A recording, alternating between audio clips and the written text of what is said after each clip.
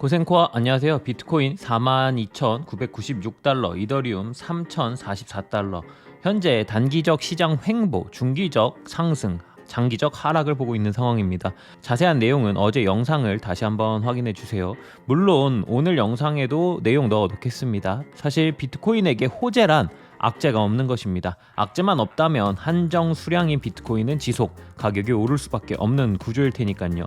아직도 주변에 비트코인 그거 다 사기야를 외치시는 분이 계시다면 그래 맞아 사기야 절대 하면 안 돼 라고 하시고 혼자 공부하시면 됩니다. 아무튼 오늘도 뉴스와 비트코인 차트를 한번 봐보도록 합시다. 오늘의 공포탐욕 지수는 40입니다. 비트코인이 약한 우상향을 해주며 대다수의 알트들이 착실히 반등을 해주고 있습니다. 항상 이야기 드립니다. 하락은 하루아침에 오지 않습니다. 현재 거래량만 보더라도 많이 줄어든 상황이고요. 야 하락이라며 이 반등은 뭔데? 라고 하실 수 있지만 지속 하락만 하는 시장은 없습니다. 용어로 굳이 따지자면 데드캣 바운스라는 용어도 있는걸요. 더불어 급락이 아닌 장기적으로 조금씩 가격을 내리며 우리 모두를 지치게 만들 겁니다. 그 과정 속에서 당연히 등락은 있겠죠. 그리고 그 등락에 대한 코인 생존기 팀의 매매 기록은 항상 텔레그램에 안내하고 있습니다. 무료이니 영상 아래 링크를 참조해주세요. 국제 유가가 120달러를 돌파했습니다. 지속 전쟁에 대한 이야기를 꾸준히 하고 있죠. 미국과 여러 나라들의 제재 속에서 러시아는 외화가 끊긴 상황입니다. 더불어 루블의 가치는 점점 바닥을 치고 있죠. 어제 영상에서 이런 상황에서 러시아는 본인들이 갖고 있는 최대 강점 에너지 무기화에 대한 이야기를 했었죠. 현재 러시아산 원유, 천연가스는 비중이 큰 상황이니까요. 현재 전체 원유의 1%에 해당하는 송유관을 2개월간 수리하겠다라고 밝혔습니다. 더불어 앞으로 러시아는 본인들이 수출하는 모든 에너지원의 결제는 루블, 즉 러시아 법정 화폐로만 받겠다라고 이야기를 하였죠. 이런 소식에 루블의 가치가 조금은 올라가 가격 회복을 하고 있는 모습을 보여주었습니다. 기존 유로화 결제되었던 러시아산 에너지들 루블화로 결제 시스템을 바꾸는데 걸리는 시간은 대략 일주일. 이런 상황에 미국산 원유의 전체량이 줄어들고 있다는 이야기가 나오며 원유의 희소성으로 국제 유가는 또다시 새로운 고점을 만들었습니다. 여전히 전쟁에 대한 이슈는 해결되지 않은 상황입니다. 더불어 이런 상황의 장기화는 더욱더 강력한 인플레이션을 발생시킬 것이고요. 장기적인 상황이 좋지 않은 것은 누가 봐도 알겠죠. 테라 재단은 UST의 준비금으로 비트코인을 꾸준히 모으고 있습니다. 최근 엄청난 금액으로 비트코인을 매수했죠. 테라 재단에서는 기축을 비트코인으로 생각하고 있으며 지속 비트코인을 모을 것이다 라는 분위기가 많죠. 더불어 테라 재단은 1억 2,500만 달러를 테더로 입금했습니다. 역시 이 금액을 전부 비트코인 매수에 다시 사용한다면 비트코인은 또 다시 한 번의 가격적 상승을 보여줄 수 있을 거라 생각합니다. 많은 스테이블 코인이 있습니다. 스테이블 코인 특별 영상에서도 안내를 해드렸는데 보지 않으셨다면 기본 지식일 수 있으니 한번 보시는 걸 추천드리고요.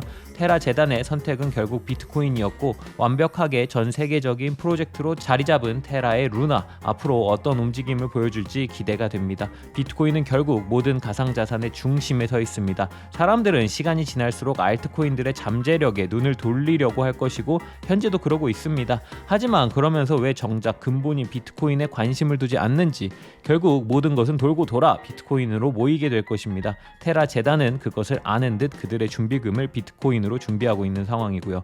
아무쪼록 테라 재단의 멋진 앞날과 그리고 가상자산 시장의 큰 발전에 이바지하였으면 좋겠습니다.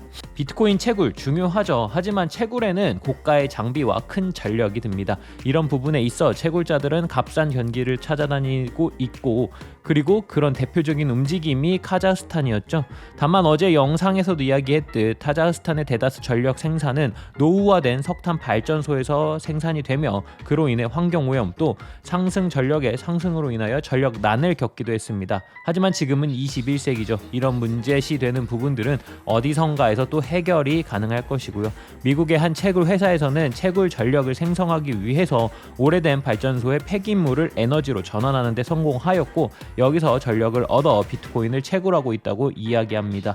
어차피 석탄 쓰레기 역시 처리하는 데 많은 비용이나 절차가 들겠죠. 다만 이런 것을 다시 모아 비트코인 채굴에 전력을 생성하는 데 사용한다? 어찌 보면 새롭게 에너지를 만들어서 사용하는 셈이니까요. 있거든요. 더불어 쓰레기도 다시 한번 더 사용할 수 있는 상황이죠. 세상은 지속 변합니다. 그리고 그 발전 속에서 우리는 살고 있고요. 변화를 먼저 받아들일 수 있는 현명한 투자자가 되어봅시다. 3월 24일 저는 코인생존기의 김비트입니다. 오늘도 날이 흐립니다. 하지만 오늘도 역시 코인생존기 출발하겠습니다. 가자! 구독, 좋아요, 알림 설정 부탁드립니다. 오늘도 소중한 시간 내주신 구독자, 시청자 여러분들 항상 감사하고 사랑합니다.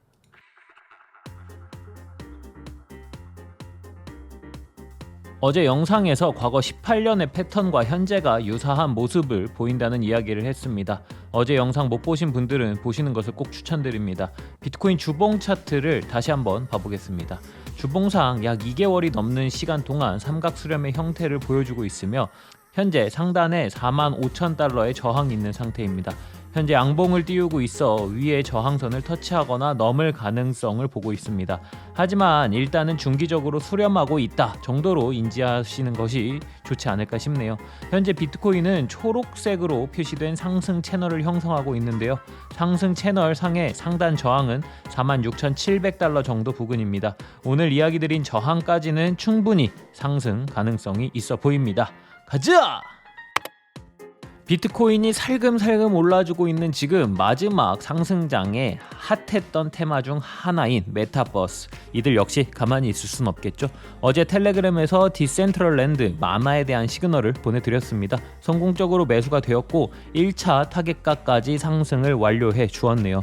마나의 일봉 차트를 보시면 전형적인 삼각 수렴의 모양을 만들어주고 있습니다. 하단의 상승 추세를 잘 지켜주며 반등에 성공하고 있으며 상단 하락 추세의 저항을 두드리기 시작하였습니다.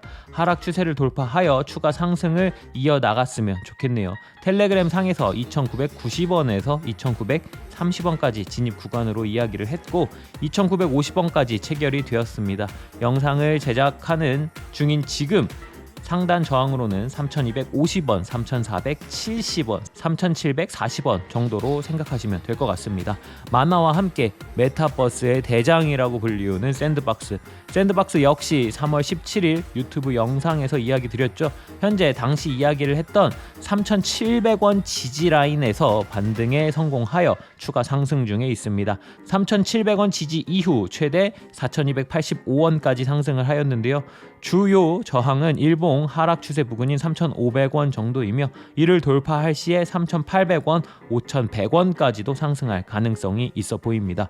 조정을 받는다면 4,000원 초반에서 3,900원 후반에서 신규 진입이 가능해 보이지만 과거 이야기를 했던 3,700원에서의 진입 때보다는 당연히 리스크가 좀 크겠죠. 그 점 꼭 인지하셨으면 좋겠습니다. 자, 오늘은 여기까지. 오늘도 알트들의 반등이 진행되고 있는 상황입니다. 하지만 늘 이야기 드리듯 단기 횡보, 중기 상승, 장기 하락에 대한 뷰는 변하지 않으니 이 점 항상 머릿속에 넣어두시길 바랍니다. 오늘도 유용한 영상 되셨길 바랍니다. 매일 저희의 영상을 사랑해주시는 모든 분들이 페라리를 사러 가는 그날까지 코인생존기는 계속됩니다. 쭉